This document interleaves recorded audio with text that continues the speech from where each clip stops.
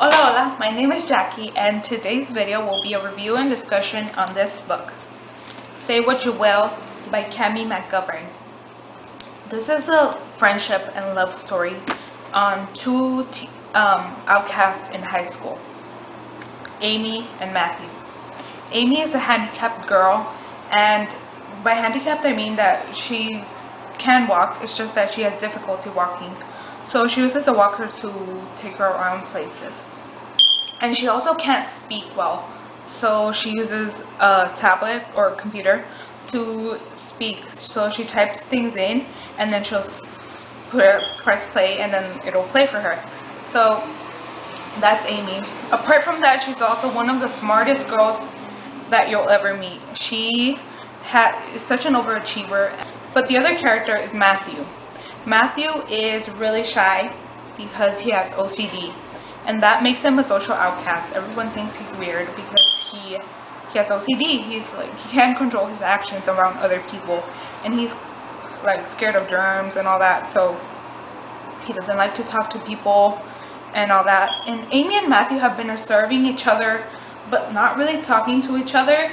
I don't know if you've ever done that in school, where you observe someone, not stalker creepy, but you just kind of watch from afar. And that's what these two characters have done with each other. They've watched each other over the years since elementary school, but they've never talked to each other. And so in her junior year of high school, Amy decides to write this essay for the school newspaper, in which she says that she feels lucky for basically having everyone that, her family, her mother and everything, that supports her.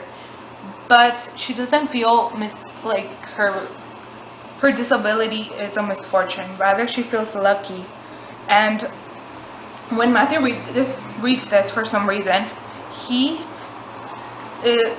gets mad and says, how could she be happy for being disabled and having everyone else do her things for her? How could she be happy for that? So they confront each other, and basically Matthew opens Amy's eyes to reality and takes her out of this cheerful facade in which she was in. That's what he says anyway. I don't think it was that bad, but yeah, he basically tells her, look, you're not gonna have this for your whole life, and so on and so on. So that leads Amy to have a decision to hire peer helpers in her senior year in order to try to make some friends, because she has no friends basically. All the people she talks to are basically just aides and teachers. That's it. So she hires peer helpers. Yes, she hired people to be her friends. It kind of sounds bad, but it's actually not that bad. But that's what she does in her senior year. And she becomes friends with these peer helpers. And the peer helpers are supposed to also introduce her to new friends. So Matthew is one of the peer helpers that she contacted and said, maybe you should apply for the position. And so he did. And so now he's her peer helper. And during the year, they become friends and all that. And they start developing a relationship in which neither of them knows what they really want. And they don't say it, which hence the title, Say What You Will. It becomes a bigger problem in the whole novel. So that is basically it for the summary or the synopsis. Now I'm going to tell you what I like about this book. I loved that this book was so unique. It had such flawed characters, yet they brought out the best in each other when they were together. And that is what I really enjoyed about this book. Also, it was really beautifully written. Let me read you a quote from the back. It says, I've decided that it's possible to love someone for entirely selfless reasons, for all of their flaws and weaknesses, and still not succeed in having them love you back. It's sad perhaps, but not tragic, unless you dwell forever in the pursuit of their elusive affections. Isn't that just really poetic and beautiful? There's thoughts of train all throughout the book from the characters. It's told from a dual perspective. So you see these thoughts of train all throughout the book, and they're just really good to read. And both of the characters are just amazing. So I think that's it for the non-spoiler section. I highly recommend you read this book. I gave this book 4 out of 5 stars because some of the decisions made by these characters bothered me a little bit too much in order to let them pass, so I took off like 1 star. But overall, I really enjoyed the book, and I think it's really worth the read, so pick it up. And that is it for the non-spoilery section. Now I'm gonna talk some spoilers, so leave if you haven't read it, okay? So now for the spoilery section. One of the main things that or the characters more likely, that I didn't like in this book was Amy's mother. Amy's mother was so overprotective. She like basically jailed Amy in, and I think that is one of the reasons why Amy made such like careless mistakes when it comes to social. Hold up, there's an ambulance coming by. I'm sorry. Perks of living in LA, I guess. But anyway, I was saying Amy's mother was so overprotective that led Amy to make kind of careless decisions when it came to like her social life. For example, when she had sex with Sanjay, like what was up with that? I was like, Amy, you're better than this. Like it just frustrated me. And then she got pregnant, which was like, what?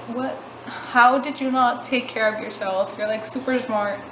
You're better than this. So that frustrated me a little bit. And then Matthew. I know that Matthew has OCD and that he's not used to this at all. So I know that Matthew isn't used to this life, like expressing his feelings, his ideas and all that. He's always been held back. But just like the time when he walked out on Amy without even telling her why he wouldn't be with her, when she asked him to be with him to have sex, I mean, he should have just told her like straight out instead of keeping all these things to himself. Okay, so the ambulances finally stopped and it's all peaceful. Anyway, I was saying Matthew keeping all these things to himself didn't allow their relationship to develop. And then Amy also held back things, which is kind of the point of this book. And I know this is kind of like, some people would be bothered by this, but I think it's actually realistic. Like, not a lot of people say what they feel in fear, you know? So that was really realistic about this book. And I really liked that. I liked how Matthew was there with Amy the whole time during her pregnancy, her troubled pregnancy, by the way. It was crazy. But he was there, and he was always there for her. And I really like that about Matthew.